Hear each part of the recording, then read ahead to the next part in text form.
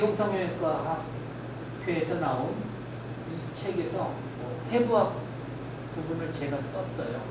그래서 까만 책이죠. 원저는 포드 나이가 쓴 거고요.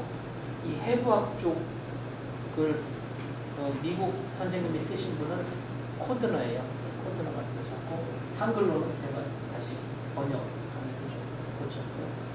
강진성 선생님 책에 하고 안성형외과 쪽에 뒤팀 쪽 제가 쓴 게 좀 있죠. 미용성형외과 이 전체를 에디터로서 제가 쭉 했었는데 각 챕터별로 보면 어떤 선생님들이 이렇게 쓰셨나요? 여러 분들이 책을 쓰셨고 그 다음에 중간 챕터별로 중간 챕터 리뷰를 한, 둘, 셋, 넷, 다섯, 여섯 선생님이 하셨고요. 저는 전체를 보긴 봤지만 주로 했던 거는 앞팀, 뒷팀, 그 다음에 앞팀, 뒷팀에 대한 합병증, 밑팀 이쪽을 리뷰 중점적으로 했고 전체 에디터로 했었죠. 그래서 이 내용들이 보면은 해부학이라든지 마취, 그 다음에 전체 총론, 쌍꺼풀에 대한 거, 처진 눈에 대한 거, 안검하수에 대한 거, 앞팀, 뒷팀에 대한 거, 그 나머지 것들 이런 챕터가 8가지로 구성이 되어 있습니다. 그래서 이 교과서에서 이제 뒷팀에 대한 건데 결국 뒷팀이 뒤가 이렇게 넓어져야 되는데 그냥 요 위아래 눈꺼풀이 V자로 있는 상태에서 그냥 끌고 가려면은 오히려 위아래로 좁아지잖아요. 그래서 이게 별로 재미를 못 보기 때문에 윗눈꺼풀의 일부분을 반을 실내해서 옆으로 돌려주고 윗눈꺼풀이 길어지게. 그러니까 윗눈꺼풀은 피부가 길어지는 거고 아랫눈꺼풀은 윗눈꺼풀의 일부가 이렇게 길어지게 해갖고 이런 수술을 했었죠. 근데 그러면 이 수술을 해서 번듯하게 못생긴 사람이 막 왕눈이가 되느냐 그게 아니잖아요. 그러니까 어쩔 수 없이 뒷팀을 하면서 밑트임까지 개발하게 됐죠. 그래서 2004년도에 밑트임이라는 수술을 개발을 한 것을 학회에 발표를 했는데 일본 선생님 논문은 그 몇 년 뒤에 나왔는데 일본 선생님이 이렇게 내리는 거는 피부 앞쪽으로 해서 전면을 통해서 끌어내리는 거고 저는 눈 속을 통해서 이렇게 끌어내리는 거니까 공격하는 조직의 구조물들은 비슷하지만 접근하는 방식은 좀 달랐고요. 이런 것들이 있었고요. 그 다음에 굉장히 중요한 내용이죠. 여기 화살표로 보시면 한소스트름이라는 분이 그분은 체크리가먼트라는 말을 쓰셨는데 이게 여러 가지예요.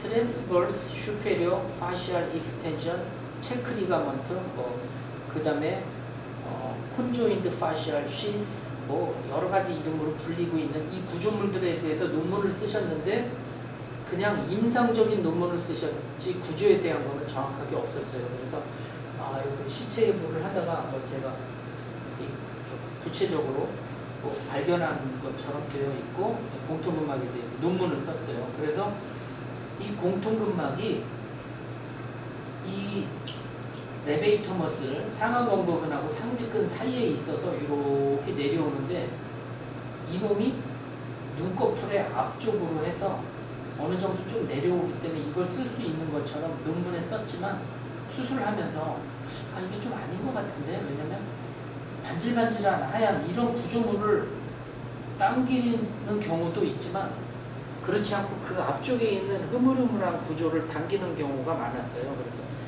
이게 뭐냐 해서 제가 다시 또 시체 예보를 했고 그래서 저는 이 공통근막이라는 이름은 1932년도에 휘트날이 명명을 했기 때문에 제가 그냥 공통근막 그대로 해갖고 논문을 썼지만 이 앞에 그 앞에 이렇게 여기서는 약간 노르스름한 색으로 표시가 돼 있죠. 요런 이 구조물이 반면 뜻이 있거든요. 그래서 아직 이름을 못 붙였기 때문에 무명 파시아, 무명 근막, 이노미네이트 파시아라는 이름으로 저는 이제 설명을 좀 드리겠습니다. 그래서 결론적으로 말씀드리면 우리가 안검하수 수술을 할 때 공통근막을 쓰시는 분 쓰시겠다고 들어가지만 공통근막을 쓰는 경우는 별로 없어요. 10명 중에 한 분밖에 안 되고 왜냐면 공통근막까지 올라가다 보면 너무 힘들어요. 너무 저 위에 있고 또 끄집어 내렸을 때 잘 안 내려오는 경우도 있고 공통근막 앞쪽에 있는 이노미네이트 파시아를 쓰는 경우가 90% 정도 되더라. 그게 제가 임상적으로 하는 이야기가 아니라 시체에서 뇌를 이 두개골을 떼고 뇌를 빼고 안압을 그 위쪽을 다 떼내고 위에서 이렇게 구조를 확인한 다음에 다시 앞쪽으로 구조를 확인하고 당겼던 구조물을 실로다 묶어서 뇌 쪽에서 부분에서 확인하고 앞으로 확인했을 때 그 구조물이 공통근막이 아니었어요.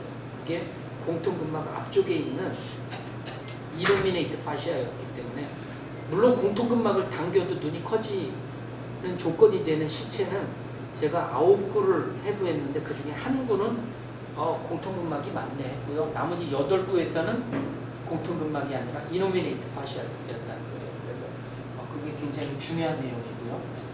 그다음에 뒤트임에 대해서 제가 비스듬히 돌려서 했었는데 이거 갖고도 만족 못하니까 어떻게 하나요? 그 다음에는 또 내리기까지 하고 그러면 보나무는 그냥 다이렉트로 딱 커팅해서 그냥 뚜루룩 이렇게 봉합하는 방법을 발표했는데 그 방법이 장점과 단점이 있거든요. 쭉 째니까 뒤로 수술 직후에는 좀 많이 넓어진 것 같지만 결국은 뒤가 라운드해지고 윗 눈꺼풀과 아랫 눈꺼풀에 물렁뼈가 이렇게 끝까지 이렇게 가면서 그레이 라인하고 화이트 라인이 있잖아요. 그 그레이 라인하고 화이트 라인이 윗 눈꺼풀은 쭉 연결이 돼야 정면을 볼 때 좀 눈끝이 무너지는 느낌이 없는데 이게 없어지니까 눈끝이 무너지기 때문에 그런 단점이 있죠. 그 다음에 비스듬히 이렇게 그냥 커팅한 상태에서 아랫 눈꺼풀은 이렇게 끌어내리고 윗 눈꺼풀은 피부파랑 점막을 그냥 다이렉트로 뽀매는 경우 그 방법도 좀 쉬운 방법이죠. 그럼 어떤 경우에 이렇게 삼각 피판을 만들고 어떤 경우에는 비스듬히 잘라서 수술하느냐 이렇게 뒷모습을 봐서 눈썹과 그 안쪽에 있는 피부에 공간이 있으면 즉 폭이 한 2-3mm 정도 있어서 피판을 만들 공간이 있으면은 피판을 만들어서 돌리는 게 좋고 눈썹하고 윗 눈꺼풀 경계에 피판을 만든 공간이 없으면 그때는 과감하게 포기하고 그냥 아래로 그냥 비스듬하게 뚝 자르고 저도 지금 그냥 수술을 하고 있어요. 그래서 이런 수술은 뒤트임까지 했었고요. 그러면 왜 몽고 제거는 논문도 쓰고 이미 발표를 다 했는데 몽고 제거는 케이스가 그렇게 많지 않기 때문에 그러니까 논문을 오픈해도 될 거라고 생각을 해서 미리 쓴 거죠. 근데 자 몽고 제거이라는 게 앞에 피부가 다치려면 청계천에 물이 흐를 때 복개 공사를 할 때 시멘트로 이렇게 덮은 다음에 그 위로 차가 지나가게 아스팔트로 한 번 더, 2번 덮었어요. 뭐냐면 몽고 주름을 만들려면 뒤쪽의 피부도 한 번 다쳐야 되고 앞쪽의 피부도 한 번 다쳐야 돼요. 이중으로 다쳐야 이게 피부지 그냥 앞쪽만 하나 다치면 이게 다치겠어요. 그래서 어떤 생각을 했느냐 처음에 오각형으로 이렇게 평행하게 딱 잘라서 오각형 피부를 뒤로 이렇게 돌려버리고 위아래를 딱 닫아줬어요. 그거 좋다고 2001년, 2002년도에 발표를 했어요.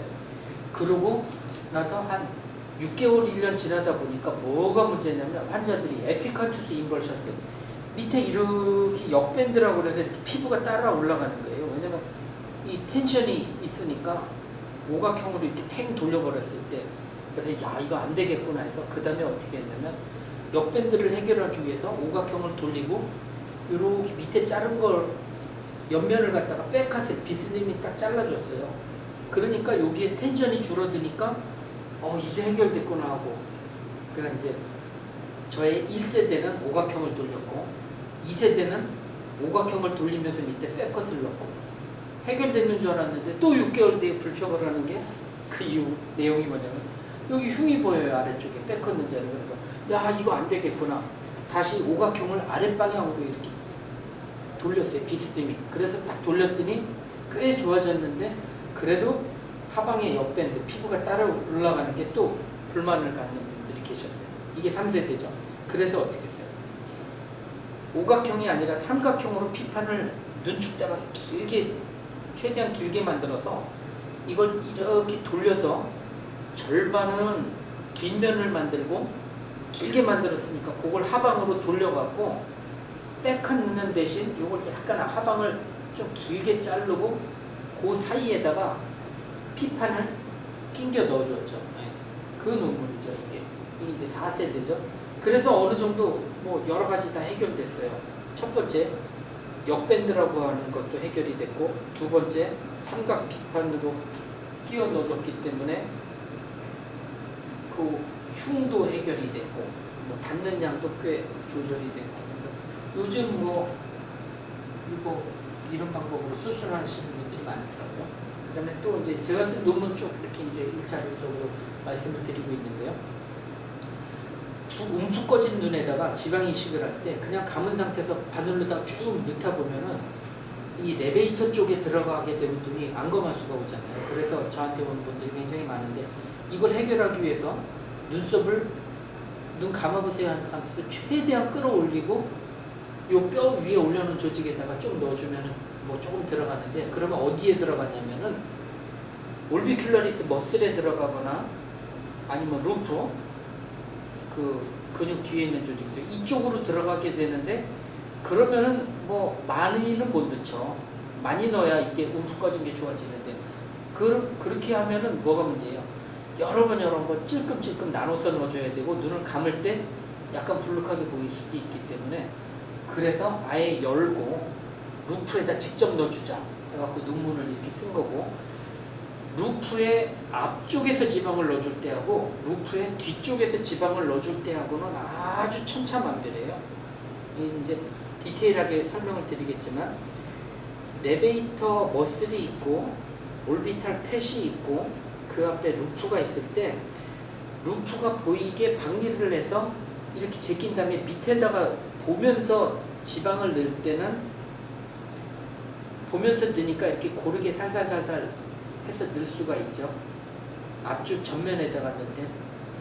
만약에 그러지 않고 루프의 뒤쪽에다가 지방을 넣는다 그러면, 이때의 장점은 뭐냐면 전면에 넣을 때는 고르게 넣어야 되기 때문에 많이 못 넣고요. 후면에 넣을 때는 그냥 휙 제낀 상태에서 심하다 싶게 그냥 한 0.5에서 1cc 쭉 집어넣고, 그 다음에 손가락을 갖다 집어넣어서 검지와 엄지손가락을 넣어서 후면에 넣었을 때 이렇게 마사지를 해줘갖고 바둑알처럼 펴주면은 꽤 많은 양을 넣을 수가 있죠. 그래서 제가 많이 꺼진 환자는 후면에다가 집어넣어주고, 트리플 폴드, 눈이 한꺼풀이 더 생겨서 뭐 문제가 되거나 살짝 들어갔거나 전반적으로 들어갔을 때는 전면에다가 바늘을 통해서 이렇게 고르게 펴서 넣으려고 해주고, 그래서 두 가지를 따로 하고 있죠. 이 두 가지가 굉장히 중요하죠. 그래서 지방 이식을 할 때는 루프의 전면에 넣을 거냐 후면에 넣을 거냐가 중요하고, 그 다음에 올비탈 팻, 요 세툼이 있는데 이 안에도 넣고 싶은 경우에 넣어야죠. 정 없으면 넣어야 되는데, 이때는 그냥 바늘로 찔러서 넣으면 그 구멍으로 다 주주주주 새 나옵니다. 큰일 납니다. 어떻게 해서 넣어야 되냐면은, 바늘로다가 작은 구멍 살짝 낸 다음에 그 뭉툭한 콜만 니들 같은 거를 또 집어넣어줘요. 그리고 그냥 쏘면 되느냐? 천만에 큰일 납니다. 그냥 쏘면 안 되고, 그 상태에서 비 올 때 와이퍼가 움직이듯이 상하로다가 이렇게 제껴져요. 그래서 공간을 만들어놔요. 그런 다음에 공간을 만들고 나오면서 찔찔찔찔 해갖고 뭐 0.5에서 1cc를 넣어주고 탁 나오면은 작은 구멍으로 새 나오는 경우도 있고 안 새 나오는 경우도 있고, 찔찔찔 작은 구멍으로 새 나오면 그거 뭐 세븐제로 PDS 같은 거로 한 번은 꼬매주면 되죠. 그런 식으로 이 올비탈 팻 파이난 세툼이죠. 여기에 공간을 만들어준 다음에 넣어야지, 그냥 넣어주면 큰일 납니다. 그냥 블록해져서. 그런 게 이제 팁이죠. 그런 세 가지. 뭐 그래서 여기에 대해서 논문을 썼던 게 있고요. 안검하수를 교정할 때 상안 검극은 근막을 쓸 거냐, 아니면은 그 뒤에 있는 뮬러근을 쓸 거냐, 아니면 그 뒤에 있는 공통근막을 쓸 거냐, 아니면 전두근을 쓸 거냐, 아니면 다시 앞쪽으로 와서 휘트날 인대를 쓸 거냐, 휘트날 인대 앞에 있는 그 레베이트 머슬의 쉬스죠. 그러니까 포스테르 세툼이라고 합니다. 뭐 이거를 쓸 거냐. 이 5가지가 있잖아요. 그러면 수술 전에 내가 뭐를 쓰겠다 하고 들어가는 경우는 없죠. 근데 그 정도에 따라서 레베이트 아포뉴로시스를 쓰겠다, 뮬러를 쓰겠다, 요 정도까지는 뭐 마일드나 모더레이트를 위해서 이제 결정을 하고 가는 거죠. 그러면 자, 다시 마일드 토시스, 모더레이트 토시스, 시비어 토시스 이 세 가지의 기준이 뭐죠? 이거는요, 1976년도 앤더슨이 이걸 구분을 했는데 졸린 정도가 0에서 2mm 정도가 졸리면 마일드, 2에서 4mm 정도가 졸리면 모더레이트, 4에서 6mm 정도가 졸리면 시비어이라고 이렇게 구분을 했거든요. 그래서 그 이제 구체적인 건 안검하수를 할 때 하고, 그러면은 제가 뭐 쓴 논문이 뮬러에 대해서 썼는데 뮬러 근육을 처음 사용한 사람이 저는 아니고 사이조 선생님이 이거를 한국에 와서 그 소개를 했는데 이분이 이제 일본 논문만 썼기 때문에 제가 영어 논문을 썼고요. 뮬러 근육을 쓰면 좋은 게 말랑말랑하기 때문에 휙 당겨놓으면 눈을 잘 감아요. 그러니까 환자가 눈을 못 감아서 합병증이 생기는 게 좀 적은데 말랑말랑한 거를 써면 좋지만 그때 단점이 뭐냐면 재발이 좀 있죠. 말랑말랑하니까 빠지니까. 그래서 우리 제가 말씀드렸던 이 5가지 중에서 어느 정도 썼을 때 눈을 꽤 감는 게 어떤 거냐면, 자, 앞에서부터 가볼게요. 머슬 쉬스나 휘트날 리가먼트 이거 중에 휘트날은 눈을 잘 감는 사람도 있고 못 감는 사람도 있지만 그 밑에 있는 포스테레세트 내지는 머슬 쉬스 요거를 썼을 때는 대개는 눈을 잘 감죠. 그러니까 요 위에 있는 거는 잘 못 감지만 아래에 있는 거는 잘 감는다. 두 번째, 아포뉴로시스가 좀 질기잖아요. 요거 당기면은 뭐 이게 재발도 많고 수술이 간단하지만 눈이 좀 덜 감기지만 뮬러를 갖다가 도미넌트하게 뮬러를 주로 당겨주고 아포뉴로시스를 조금 당기면은 눈을 좀 감죠. 근데 재발이 좀 있고, 그 다음에요, 그 뒤에 있는 게 공통근막인데 우리가 이야기하는 뒤에 있는 공통근막이 아니라 공통근막의 앞쪽에 있는 이노미네이트 파시아, 그 말랑말랑한 조직, 이거를 갖다가 당기면 눈을 거의 다 감아요. 굉장히 좋아요. 근데 이거의 단점이 또 뭐예요? 눈을 잘 못 감는다는 거죠. 그래서 퓨어한 순수하게 공통근막을 당겼는데 눈을 잘 감을 정도 이렇게 텐션이 되는 환자는 제가 시체에서 봤을 때는 9구 중에 1구가 눈을 감을 수가 있더라고요. 그 다음에 전두근. 전두근은 어떤 경우에 쓰면 좋냐면요, 여기 가만히 봤을 때 눈썹이 감아보세요, 떠보세요 할 때 이게 막 이만큼씩 춤을 추는 사람들 있잖아요. 막 그 범위가 5mm에서 1cm 정도 되게 막 움직이는 사람에다가 전두근을 갖다가 이용해서 이렇게 걸어주면 굉장히 수술 효과가 좋죠. 근데 수술 전에 눈 감아보세요, 떠보세요 했는데 눈은 굉장히 못 뜨는데 눈썹도 이렇게 보상해서 많이 안 움직이는 이런 분들이 있어요. 젊은 분들이나 애기들은 이미 보상 작용을 많이 안 했기 때문에. 그런 경우에 전두근 써주면 어떻게 됩니까? 눈을 못 감죠, 많이. 그만큼 무리하게 당겨놨기 때문에. 그래서 그런 경우에는 안 쓰는 게 좋겠고, 안고관절 이런 거에 대해서 이제 하겠고요. 그래서 전두근을 할 때 뭐 손목 요거를 이용해서 하면은 좀 미끌미끌하고 또 탄탄해서 되게 좋고요. 그 시체에서 띈 텐서 파시알라타 이 근막 이거를 쓰는 경우도 있는데 이게 조금 약하고 약간 릴렉스 된다고 해서 좀 늘어나는 것 같고, 자기 거를 요즘 이것 떼서 하는 경우는 별로 없잖아요. 왜냐면 애기들은 이게 없어요. 그래서 5살 이후에 이 근막을 떼서 쓸 수 있는데 요즘은 좀 안 띄는 추세죠. 차라리 그냥 뭐 실리콘을 이용해서 걸거나 아니면은 그 제품으로 나온 시체에서 만든 걸 쓰고 이런 추세죠. 논문 이런 게 있었고요. 그 다음에 이게 이제 눈가에 이렇게 주름이 이렇게 있는데 웃을 때도 있고, 보톡스 맞으면 좀 좋아지잖아요. 근데 이걸 좀 영구적으로 어떻게 좋아지게 하는 방법이 없을까 해갖고 제가 이 논문을 쓸 때는 첫 번째 환자는 스플레인, 부채살을 이렇게 펴는 걸 스플레인이라고 그러거든요. 그래서 요 근육을 갖다 이렇게 펴는 거를 목표로 해서 했었어요. 그랬는데 그렇게 해도 약간 재발이 있었어요. 그래서 구웠죠. 라디오 프리퀀시로 전기로 구웠어요. 그랬더니 조금 좋아져요. 그랬는데 그 다음에 뭐가 문제냐면은 이거를 쭉 펴니까 두께가 얇아지잖아요. 그래서 여기가 자꾸 좀 들어가 보이는 거예요.